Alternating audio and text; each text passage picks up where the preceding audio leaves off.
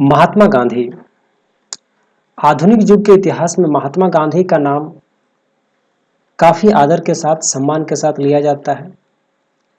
गांधी हमारे देश के राष्ट्रपिता। गांधी के द्वारा किए गए सभी ऐसे काम, ऐसे कदम उनके द्वारा लिए गए। अहिंसा के द्वारा किस तरह से वो अंग्रेजों के साथ डट कर मुकाबला किए, विभिन्न प्रकार की यातनाएं सहे, आंदोलन चलाए, जन जन का नेता बने, लोगों के बीच जाकर लोगों की समस्याओं को समझा, सुना और उनका समाधान करने का पूरी प्रयास किए और बहुत हद तक उन्हें समाधान भी किए। तो आइए हम लोग महात्मा गांधी के बारे में सारे वैसे तथ्य डिटेल्स में हम जानते हैं, जिन्हें हम गांधी युग के नाम से जानते हैं। महात्मा गांधी का जन्म, महात्मा गांधी का मूवमेंट, महात्मा गांधी किस तरह से एक नेता के रूप में उभरे, means all about Gandhi ji. Gandhi ji के बारे में आज हम लोग विस्तार से चर्चा करेंगे और ये हर एक प्रतियोगी परीक्षाओं के लिए काफ़ी ज़्यादा महत्वपूर्ण है। हर परीक्षा में इनसे जुड़े कुछ सवाल अवश्य आते हैं, तो इस वीडियो को स्किप ना करें और वो सभी तमाम बातें, तमाम बिंदुओं की इसमें चर्चा की गई है जो महात्मा गांधी से जुड़े हुए हैं। और महात्मा गांधी जैसे नेता हमारे देश में क्या पूरे विश्व में एक ऐसे जाने माने नेता हैं जिनका तुलना किसी और नेताओं से नहीं किया जा सकता है। हमारे देश में महात्मा गांधी को राष्ट्रपिता यूं ही नहीं कहा गया है। NCERT के बुक में एक सवाल है कि क्या गांधी को गांधी परिस्थितियों ने बनाया या गांधी खुद में महान थे। इन्हीं सभी चर्चाओं को इस वीडियो के माध्यम से हम करने वाले हैं। तो ये जो वीडियो है वो प्रीलिम्स के लिहाज से और मेंस के लिहाज से काफ़ी इम्पोर्टेंट होने वाला है। बहुत ही छोटे शॉर्टकट तरीके से मैंने इस वीडियो को बनाया है और उम्मीद करता हूँ आपके एग्ज़ाम में काफ़ी ज़्यादा महत्वपूर्ण होने वाला है। तो आइए शुरू करते हैं। इस वीडियो को हम लोग जानते हैं सभी वो प्रमुख तथ्य जो महात्मा गांधी से जुड़े हुए हैं। सबसे पहले हम लोग देख लेते हैं महात्मा गांधी के जो परिचय है। उनका जन्म 2 अक्टूबर 1869 पोरबंदर के गुजरात में हुआ। उनके माता का नाम पुतलीबाई, पत्नी का नाम कस्तूरबा गांधी, पिता का नाम मोहनदास करमचंद गांधी और पुत्र का नाम हरिलाल, मणिलाल, रामदास, देवदास। दक्षिण अफ्रीका, सबसे पहले वो दक्षिण अफ्रीका जब जाते हैं वहीं से उनका सत्याग्रह का शुरुआत करते हैं। वहाँ पर वो फिनिक्स फॉर्म की स्थापना करते हैं जहाँ पर वो रस्किन और टॉल्स्टॉय की किताबों को पढ़कर और जो भूख हड़ताल और अहिंसक आंदोलन की प्रेरणा लेते हैं। गांधी जी 1883 ईस्वी में लंदन जाते हैं और फिर साउथ अफ्रीका में जाकर वो सत्याग्रह की शुरुआत करते हैं। गांधी जी शुरुआत में पेशे से बैरिस्टर थे। वकालत की डिग्री वो लंदन से जाकर लिए थे। हम अगर देखें तो महात्मा गांधी उस समय काफ़ी पढ़े लिखे और काफ़ी धनी वर्ग में आते थे, लेकिन उनका जो जीवन शैली है आगे जाकर हम देखेंगे किस तरह से वो बहुत ही साधारण होकर हमारे देश में अपने पूरे जीवन को वो एक त्याग, एक बलिदान के रूप में उन्हें हम लोग देखते हैं। भारत वो 1915 में आए। उसी दिन को हम लोग आज भी प्रवासी भारतीय दिवस के रूप में मनाते हैं, 9 जनवरी 1915 को। उनका राजनीतिक गुरु गोपाल कृष्ण गोखले थे, जिन्होंने उन्हें मार्गदर्शन दिया किस तरह से भारत में आकर उन्होंने अपना जो सक्रिय राजनीति में वो कदम रखे। उनके पीछे बहुत सारा योगदान गोपाल कृष्ण गोखले का भी रहा है। 1 साल तक वो निष्क्रिय राजनीति में रहे और पूरे भारत का भ्रमण किया, क्योंकि गोपाल कृष्ण गोखले का ही कहना था कि आप 1 साल सक्रिय राजनीति में नहीं आएंगे, आपको हर एक चीज को बारीकी से देखना है। और वे एक शिष्य के भांति इस बात को 100% स्वीकार किए और 1 साल तक वो निष्क्रिय रहे और राजनीति में पूरे 1 साल के बाद कदम रखे। सबसे पहला उनका जो राजनीतिक सक्रियता होता है वह होता है 1916 में एक सार्वजनिक सम्मेलन होता है और उस सम्मेलन में बनारस हिंदू विश्वविद्यालय का उद्घाटन समारोह होता है, जहां पर एनी बेसेंट और अन्य काफ़ी बड़े बड़े कांग्रेसी नेता वहां पर रहते हैं। वहां पर महात्मा गांधी को भी आमंत्रित करते हैं और वहां पर वो एक जो उनका जो भाषण होता है उस भाषण में वो सबसे पहले गरीबों का, मजदूरों का, बात उठाते हैं। और यहीं से वहाँ पर जितने भी लोग थे जो बिहार से, चंपारण से आए हुए थे, उन्होंने गांधी जी से मिलकर अपना जो समस्या था, जो नील खेती का जो विद्रोह हो रहा था, वो उसमें सपोर्ट करने के लिए उन्हें बुलाएं। और फिर गांधी जी 1917 में अपना राजनीतिक जीवन का शुरुआत करते हुए चंपारण में सत्याग्रह शुरुआत करते हैं बिहार में, जहां पर नील खेती का विद्रोह होता है, जहां पर अंग्रेजों के द्वारा जबरन वहां के किसानों से नील की खेती करवाते हैं। और नील की खेती एक ऐसी खेती है जिसको करने से बाद में वो खेत में और अन्य कोई उपजाऊ, मतलब उपजाऊ शक्ति जो है वो खत्म हो जाती है। इसलिए वहाँ के जो किसान है वो नील की खेती नहीं करना चाहते थे। और इसके लिए चंपारण में एक सत्याग्रह की शुरुआत होती है जिसका नेतृत्व गांधी जी करते हैं। और ये सत्याग्रह सफल रहता है और किसानों को अपने पसंद के अनुसार फसल लगाने की इजाज़त मिल जाती है। इनके साथ वो राजकुमार शुक्ला रहते हैं। उसके बाद 1918 में पुनः अहमदाबाद के कपड़ा मिल मजदूरों के साथ वो उन लोगों का जो मांग था उस मांग को मनवाने के लिए भूख हड़ताल में बैठ गए। और भूख हड़ताल का जो प्रेरणा है वो टॉल्स्टॉय से लिए है, रस्किन से लिए। इस तरह से जो अहमदाबाद का जो कपड़ा मिल का मजदूर का जो समस्या था उनको भी वो सफलतापूर्वक समाधान कर देते हैं। फिर खेड़ा का जो कर का जो छूट का आंदोलन हुआ उसमें भी वो सफल रहे।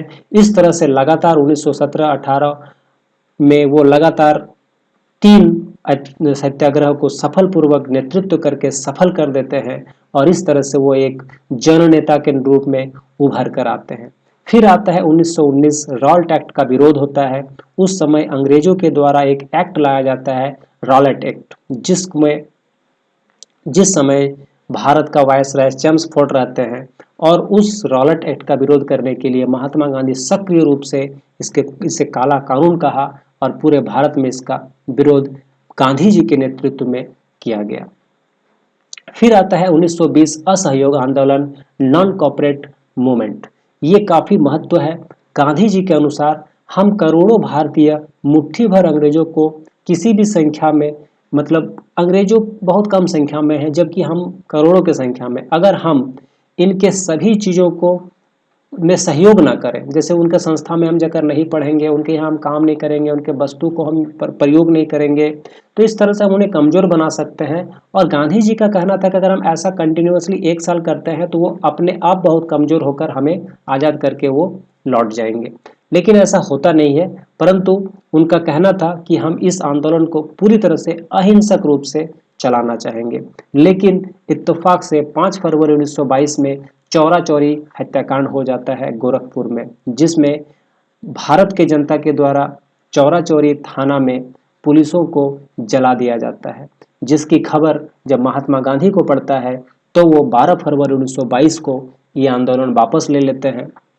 और 10 मार्च को गांधी जी गिरफ्तार कर लिए जाते हैं और उन्हें 10 साल की सजा हो जाती है। लेकिन उनका जेल में तबीयत खराब हो जाने के कारण उन्हें पहले ही छोड़ दिया जाता है। और वहां से छूटने के बाद वो सीधे 1924 में कांग्रेस के अधिवेशन में जाते हैं और कांग्रेस के अधिवेशन में अध्यक्ष का पद में जाके अध्यक्षता करते हैं।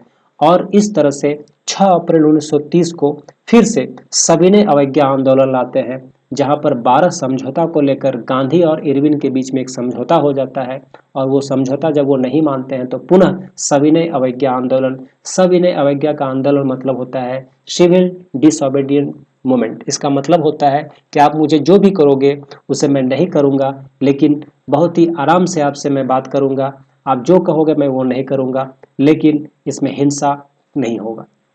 12 मार्च 1930 में डांडी मार्च वो करते हैं और वो 6 अप्रैल को वो 26 दिन लगातार पैदल मार्च करके 78 लोग से शुरू करके लगातार वो चलकर जब वो पहुंच गए वो, तो देख रहे उनके पीछे लगभग 20,000 की संख्या में उनके पीछे लोग थे। और वे सभी पैदल यात्री साबरमती आश्रम से लेकर डांडी तक पहुंचकर गुजरात में जाकर नमक कानून को तोड़ा था। नमक कानून क्या होता है? अंग्रेजों के द्वारा एक कानून लगा दिया गया था, क्योंकि बहुत सारे मूवमेंट जब चल रहे थे, वस्तुओं का प्रयोग नहीं कर रहे थे, तो अंग्रेजों को लगा कि एक ऐसा चीज है नमक, जिस नमक में वो बहुत ज्यादा कर लगा दिए थे। और उन्हें पता था कि आदमी जो भारतीय है कुछ करे या ना करे, नमक का प्रयोग तो करेंगे, और इस नमक में भी वो इतना कर लगा दिए गए थे जिससे क्षुब्ध होकर महात्मा गांधी ने नमक कानून को तोड़ा, और उनके बाद बहुत सारे जगह में अन्य लोगों ने भी इस कानून को तोड़कर सविनय अवज्ञा आंदोलन को मनाया। इसके बाद गोलमेज सम्मेलन होता है। प्रथम गोलमेज सम्मेलन 1930 में होता है, जहां पर महात्मा गांधी नहीं जाते हैं क्योंकि उनके कुछ डिमांड्स होते हैं जो अंग्रेज नहीं मानते हैं, जिनके कारण वो प्रथम गोलमेज सम्मेलन में शामिल नहीं होते हैं, जहां पर सिर्फ बाबा साहेब अम्बेडकर ही जाते हैं। द्वितीय गोलमेज सम्मेलन होता है 1931 में, जिसमें गांधी जी जाते हैं। तृतीय गोलमेज सम्मेलन 1931 में होता है, इसमें फिर से कांग्रेस मुस्लिम लीग दोनों ने इसको बायकॉट किया। फिर होता है Poona act, Poona pact. Poona pact क्या है? दलित आरक्षण को लेकर अंबेडकर और गांधी जी के बीच में एक समझौता होता है, जिसे पूना पैक्ट कहा गया है। उसके बाद साबरमती आश्रम की स्थापना, वो अम्बालाल साराभाई के द्वारा वित्त मदद किए जाने के बाद इसका स्थापना होता है। 1942 में पुनः भारत छोड़ो आंदोलन जो बम्बई में शुरू होता है, उसका भी नेतृत्व महात्मा गांधी ही करते हैं। इस तरह से खिलाफत आंदोलन जो होता है, खिलाफत आंदोलन में भी इसके पीछे कहा जाता है कि जो तुर्क में जो खलीफा थे, खलीफा का पद को कहीं ना कहीं अंग्रेजों के द्वारा उन्हें हटा दिया गया था, जिससे खिलाफ होकर शौकत अली बंधु ने खिलाफत आंदोलन चलाया था, जिस आंदोलन के पीछे महात्मा गांधी का भी बहुत ज़्यादा योगदान था, क्योंकि यही वो आंदोलन था जिसमें सांप्रदायिकता को कम करने के लिए महात्मा गांधी इसमें योगदान दिए थे। इस तरह से हम देखेंगे महात्मा गांधी के बारे अगर हम थोड़ा सा जानना चाहें तो महात्मा गांधी के बारे में हम क्या क्या जान सकते हैं। महात्मा गांधी महान थे या परिस्थिति उन्हें महान बनाया? ये सवाल मेंस में इस तरह से सवाल आते हैं क्योंकि एनसीईआरटी में ऐसा है। तो हम जानते हैं कि क्या महात्मा गांधी खुद बने या परिस्थिति ने उन्हें गांधी जी बनाया? सबसे पहले हम देख लेते हैं कि महात्मा गांधी जब वापस आए देश में तो भारत की स्थिति उस समय क्या थी। तो उस समय देश की स्थिति जो थी वो कांग्रेस का राष्ट्रीयकरण हो चुका था, गांव-गांव में इसका शाखा खुल रहे थे। उस समय पूरे भारत में गांव कस्बा तक शाखा खुल गया था, लोग राजनीति में सक्रिय हो चुके थे। इसका मतलब है कि गांधी जी जब आए तो उस समय हमारे देश में सभी लोग संपूर्ण रूप से राजनीति में जुड़ गए थे और सभी लोग चाह रहे थे कि अंग्रेजों को यहाँ से अब निकल जाना चाहिए। स्वदेशी आंदोलन उसके पहले 1905-6 में चल चुका था। बंगाल विभाजन के बाद पूरे देश में स्वदेशी आंदोलन शुरू हो चुका था। इसका मतलब हम कह सकते हैं कि लोगों में जागृति पहले ही आ चुकी थी। लाल बाल पाल की सक्रियता, लाल बाल पाल के नेतृत्व में पूरे भारत में लोग राजनीतिक रूप से सक्रिय हो रहे थे, अंग्रेजों के खिलाफ एकजुट हो रहे थे। और अंग्रेजों की जो नीति थी, अंग्रेजों की नीति यानी कि बहुत दमनकारी नीति से लोग त्रस्त हो चुके थे, और उसी के बीच में महात्मा गांधी जैसा एक ऐसे नेता हमारे राजनीतिक स्वतंत्रता के जो लड़ाई है उसमें वो जब सक्रिय रूप से आते हैं तो लोगों को ऐसा लगता है कि यही वो आदमी है जो हमें आज़ादी दिला सकते हैं। और इस तरह से गांधी जी उस परिस्थिति में अपने आप को पूरी तरह से ढाल लेते हैं और एक जननेता और महापुरुष बन जाते हैं। उनके किताब एक्सपीरियंस ऑफ ट्रुथ और हिंद स्वराज जो बुक है उसमें बहुत सारे ऐसे चीज़ों का जिक्र है। महात्मा राष्ट्रपिता बनने की जो उनकी कहानी थी वो कोई सरल नहीं था। इस तरह से परिस्थिति और उनका त्याग, मनोबल, जीवन शैली, बलिदान, अहिंसा उन्हें महान बनाया। उसके बाद हम देख लेते हैं कि गांधी जी की जो स्वीकार्यता है वो जननेता के रूप में क्यों थी।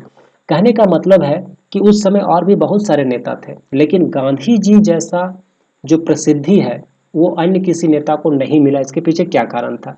तो आइए हम लोग इसको देख लेते हैं। परिस्थिति के साथ साथ गांधी जी के महान बनने के और भी बहुत सारे कारण थे। इसका मतलब है कि सिर्फ परिस्थिति ही गांधी को गांधी ने नहीं बनाया। सबसे पहला है कि प्रथम सार्वजनिक सम्मेलन जब होता है बीएचयू में, उद्घाटन समारोह में जब वो जाते हैं तो अन्य सभी नेताओं के अलावा उन्होंने सिर्फ गरीबों मजदूरों का आवाज उठाया। इससे लोग काफी ज्यादा उनसे अटैच होते हैं। उसके बाद जब चंपारण का सत्याग्रह करते हैं तो चंपारण, अहमदाबाद, खेड़ा का जो आंदोलन होता है, इससे साबित हो जाता है कि वे जो है कृषक, गरीब मजदूरों का ही आवाज है और उनका हितैषी है। इसके पीछे एक बहुत बड़ा और कारण है जो उनका वेशभूषा है। लोगों के कष्ट, गरीबी को देखकर उन्होंने अपना सूट बूट जो बैरिस्टर का लुक था उसको वो त्याग कर दिए। लोगों के बीच वैसा ही जाने लगे जिससे लोग अपना मानने लगे। उन्होंने अपना लुक को पूरा चेंज कर दिया, कम से कम कपड़ा में अपना जीवन निर्वाह करना, मतलब ऐसे त्याग बलिदान लोगों के लिए।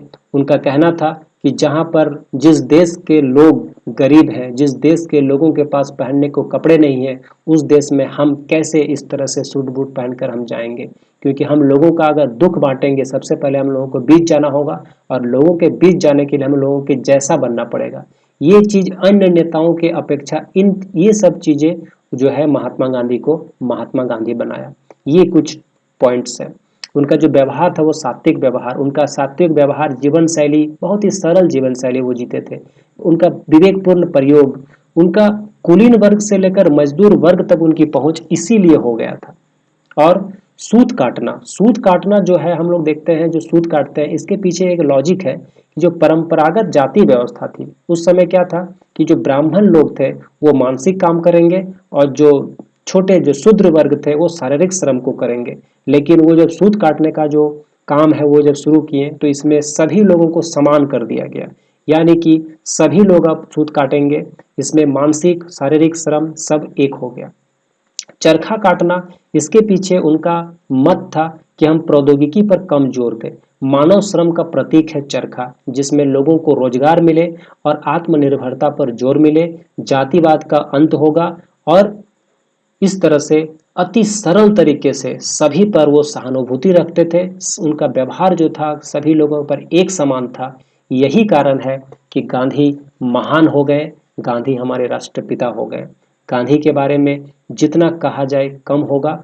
गांधी जी आज भी अमर है, आगे भी रहेंगे। गांधी जी का तुलना हम इसीलिए किन्हीं और नेता से नहीं कर सकते हैं।